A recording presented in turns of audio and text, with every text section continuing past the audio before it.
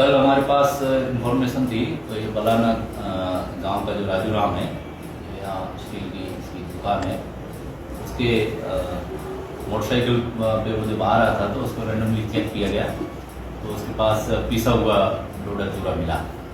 फिर उसकी फर्दर जब और पूछताछ की गई तो उसके घर पे तफीस दी गई, तो वहाँ उसने नीचे टैंक बना रखा था सिंटेक्स, जिसके अंदर उनको और मात्रा भी साबुत डोडा चूरा भी मिला।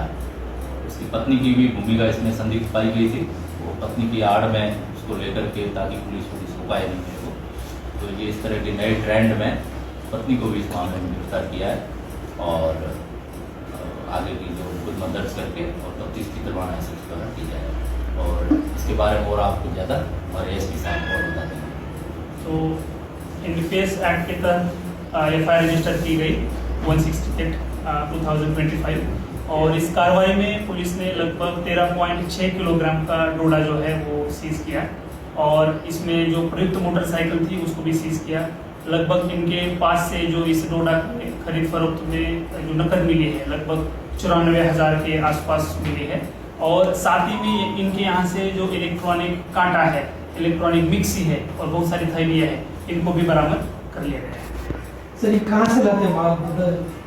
इस पे अभी एफआईआर दर्ज हुई, अनुसंधान भी चल रहा है। जो भी इनके सप्लायर है जहाँ से ये लाते हैं उसके ऊपर जरूर अनुसंधान होगा और इनकी और जो टेक्निकल डिटेल्स है उसको भी थोड़ा अनुसंधान करके क्लैरिफाई हो जाएगा और इस पे आगे का काम चल रहा है। इस प्रकार से देखिए, ये जो इस आड़ में इन्होंने जिस तरह से ये कर रहे थे तो उसमें उनकी भूमिका संदिग्ध है और उनकी उसमें मिलीभगत भी है और इसके बाद उन महिला को भी उसमें अरेस्ट कर दिया है। तो पीछे भी एक वारदात हुई थी, तो इस तरह से ये लोग अलग अलग टेक्निक के जरिए जो खरीद फरोख्त है डोडा की करते हैं और उसमें ये महिलाओं को भी शामिल करते हैं बाकायदा। तो ऐसी और भी जगह होंगी जहाँ ये मतलब इस तरह से कर रहे होंगे, तो उनके खिलाफ भी जरूर एक्शन लेंगे। आपकी बात सही है, क्योंकि जो क्वांटिटी होती है उसके ऊपर भी जो बेल का जो प्रावधान होता है वो भी निर्भर होता है।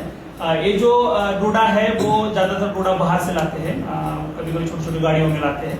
तो ये जिस तरह से ला रहे हैं, उनके सप्लायर कौन है उनके पीछे हम लगे हुए हैं और पिछले कुछ दिनों में हमने एनडीपीएस की भी अच्छी कार्रवाई की है, हमारी वॉच भी है, तो तुरंत हम इनके जो सप्लायर है उन तक भी जरूर पहुँचेंगे।